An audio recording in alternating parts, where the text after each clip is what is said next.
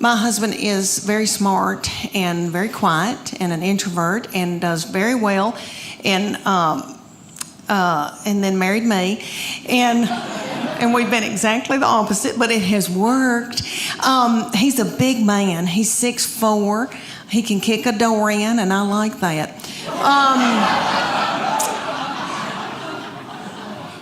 He works like a dog, and he loves a baby. Let me tell y'all that he is a baby cuddler at East Tennessee Children's Hospital. He cuddles the drug-dependent babies every week of the world as a volunteer. I know, sweet. He didn't help me with mine. But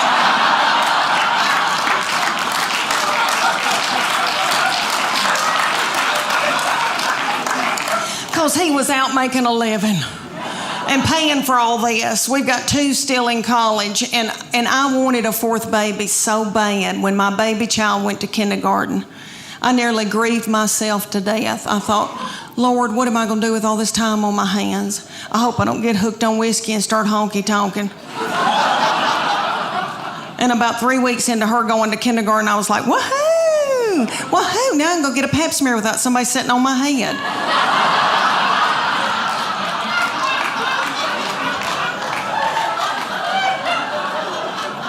But my husband, when I dropped her off, he said, meet me at the IHOP, because he knows that pancakes get me through a hard time. And I was crying, and I said, I want another baby. And he said, why don't you get a job?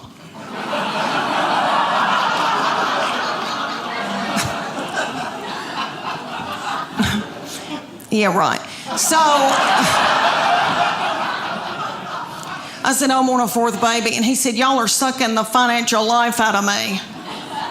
So he bought me a dachshund. I had that dachshund for years. She's gone now. But let me tell you, she and I both got thyroid issues. She had cushions. I was walking her in our neighborhood one day, and a little girl came out in her driveway, and she said, can I pet your groundhog? Oh, y'all. So about my husband. All right, so my husband is a big man and is 6'4". I'm 5'8". We breed big kids. And we wanted them to be in sports and when they were growing up, and so we made them do all kinds of mess they didn't want to do. And we put our boy, when he was little bitty, we put him in T-ball. He hated it. I don't know if any of y'all have had a baby play T-ball, but for those of you who don't know, T-ball season, it's about 110 degrees outside. It's little children that are 4 look like they've got a diaper on under their baseball pants or a pull-up. The games last about 3 hours. Nobody ever hits the ball, throws the ball, catches the ball, makes contact with the ball. My baby laid in a fetal position in the outfield the entire season. He never touched a ball. Every once in a while, he'd pop his little head up and say, water. One game, it was so hot, and I told the middle one to go out and take her brother a water bottle. She was about 2.5, and she went walking out there with a tutu and a crown and a wand and her pink prostitute shoes from Walmart. She walked about halfway, stopped, got a glazed look over her eyes, pulled her little panties to the side, and pooped in the T-ball field. She really did. So I had to run out there and get a stick and flick it into the woods because I didn't want another child to step in it or think it was a milk dud. My wife likes to fight in public. That's her little move. And I'm starting to know, and she's like, hey, let's go to the county fair. Nope, there's people there. You want to argue with me. Why would you want to go to the county fair unless you're going to want to bring up a fight with me? So she likes to freak out in public because I think other women come up behind me and look at her and are like, right? And one time she was kind of freaking out and I heard this young guy go, I wouldn't put up with that bullshit. Ha, young guys, you don't even know. But you know what? I am glad my wife freaks out at me, because here's the deal. She freaks out. When her head hits the pillow, she yelled at me for everything that day. And the next day, I'll piss her off on a whole bunch of new shit. Fellas, if you're with a woman now that you've never seen freak out, let me tell you something. The quiet ones are the ones that kill you when you're sleeping.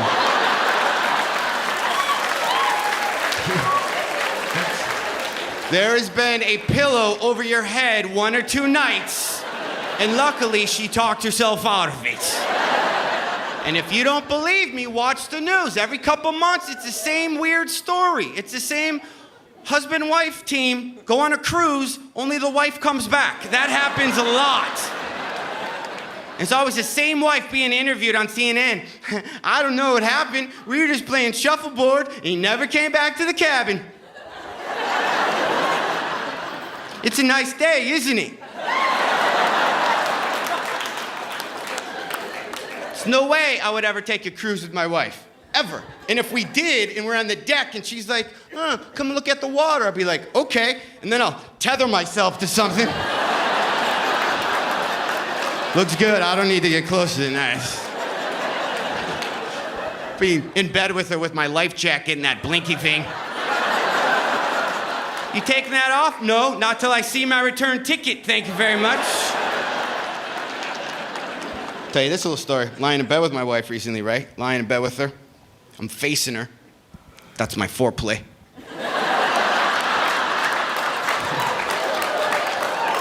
Yeah, that was on the review. Here's my move right here. Want to see it? I'm so lazy, I don't even take my head off the pillow. I'm just like...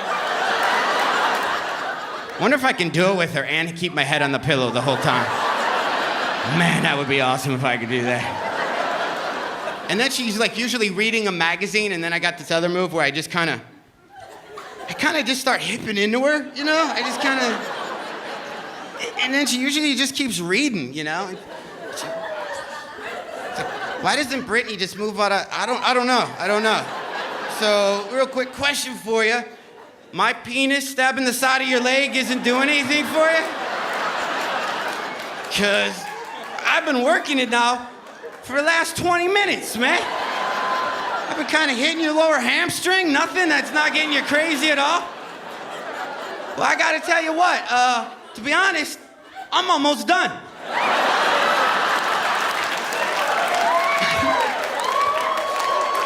If you could face that way, it's gonna make me feel a lot less uncomfortable. While I'm doing that, I hear her do this. I hear her go. Now, I have learned nothing good is about to happen when I hear that little, right? So I got this little move. Don't tell her, but here's the deal. I know that means she wants to talk. So I got this little thing where I immediately turn over and pretend to be asleep, like within seconds. And here's my little sleep move. I turn over and I slow down my breathing. Then I just do, watch it now, I just do just a little twitch, just a little one. Okay? Don't oversell it, fellas, and check it, it can be all out. Just all you need is a little twitch, right? And if she asks you while you're sleeping, don't say yes and giggle. Because here's the deal. I know my wife wants to talk, and I'm trying to go to sleep, and here's the deal. I love her to death, but I gotta say, how do I say this? Because she'll see this. Her stories are a bit lengthy. She tends to think things belong in the story that I don't think need to belong in there. My wife can turn a 2-minute conversation with the cable guy into a Harry Potter book, and, you know, are they fixing it on Wednesday or not? Why are you still telling me a story? Although I'm impressed, though. I'm impressed, ladies, with the amount of information you could throw in a story. It's impressive. But where I am as impressed, the amount of info you put in a story, ladies, you are equally surprised the fact that one man can speak to another man and get little to no information. That's why your guy can come back from a weekend with a bunch of guys and go, hey, Steve's getting a divorce. Really? Why? I don't know. Man, you know, I love my wife. She's a lunatic. Just emotionally reckless. Just a roller coaster of emotions. And you know what? Many women, you know how you feel when you wake up. Some of you wake up irritated. Why are you taking this out on the guy you see every day? And let's just backtrack just a minute. I don't even get that shit. How do you wake up already pissed off? You just got up. How you just wake up like, look at him. Just enjoying himself. Not at my house.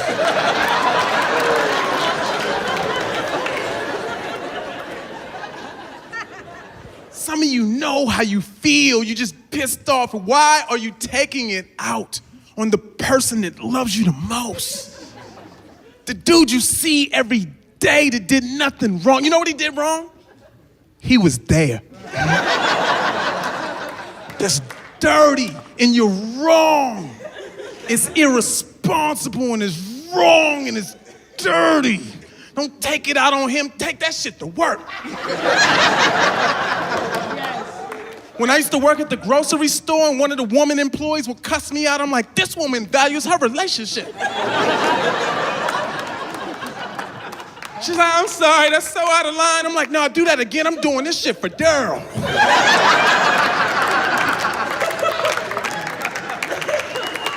Love you, Daryl.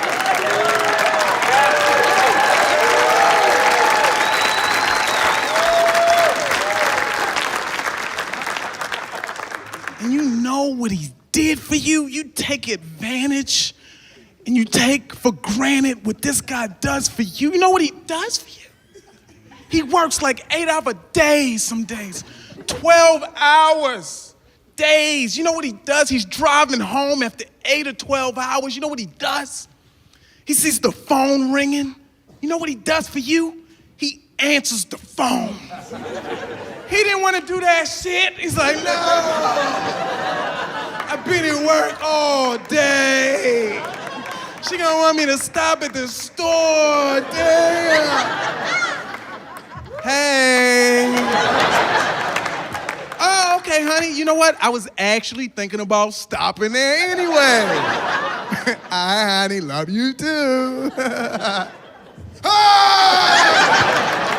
I'm in the driveway.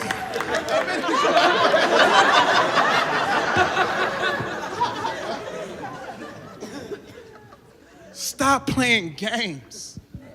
Stop with the games. My wife told me she liked makeup sex. That's some women shit.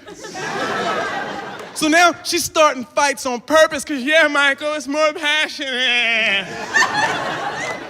Guys don't want that. We just want to do it, this itch. I just want to do it. I don't need a riddle in the front. You think I like makeup sex? You think I want to do it after you forced me to apologize for some shit I wasn't even wrong about in the first place?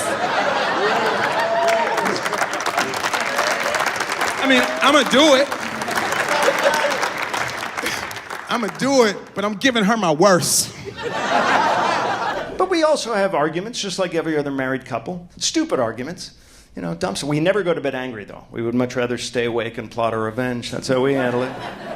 We had a fight recently because I peed in the shower on her leg. But I was just marking my territory. Sometimes you have no idea a fight's coming. It just comes out of the blue. A couple weeks ago, I was slowly taking off her bra, and she walked in on me. And, whew, that was a doozy.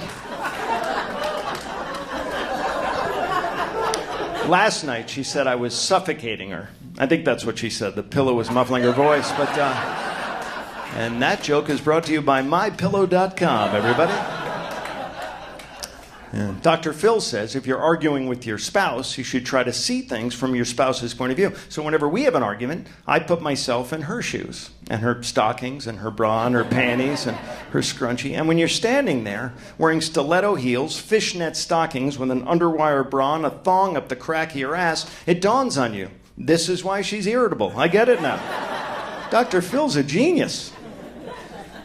We will never get divorced, though, because frankly, neither one of us wants custody of the children. So I think we're in it for the long haul.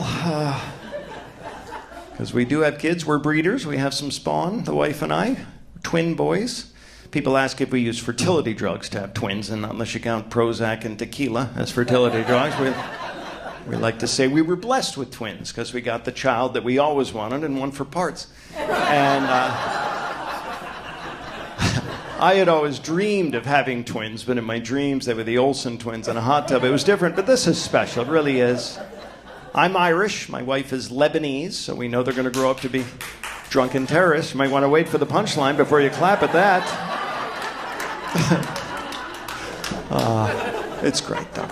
I like being a parent. It's fun. Twin pregnancies, tough pregnancy. First trimester, a lot of vomiting and crying, and my wife was having a tough time, too. And then second trimester, she snapped at me one day and she said, I'd love to see you give birth to a child. And I said, I'd love to see you pee your initials in the snow. We're just different, you know what I mean? I went to every single doctor's appointment with my wife when she was pregnant because I only work an hour a night, so I couldn't get out of it. And it's humiliating. You walk into the doctor's office and within 5 minutes your wife is naked with her feet up in the stirrups and I can't even get her to wear a cowboy hat to bed, you know what I mean? And then the doctor comes sauntering into the room, and the first thing he does is he conducts what he calls a breast examination. That's what he calls it. I call it going to second base on my wife in front of me. That's what I call it, because that's not necessary, right? There's no medical need for that. What is that, Obamacare? And then he says, I'm just looking for lumps. And I'm like, you're going to find one, fuckface. Keep it up. It's a scam. Our final visit to his office, I gave him a urine sample all over his desk. I didn't like him, and I made that clear.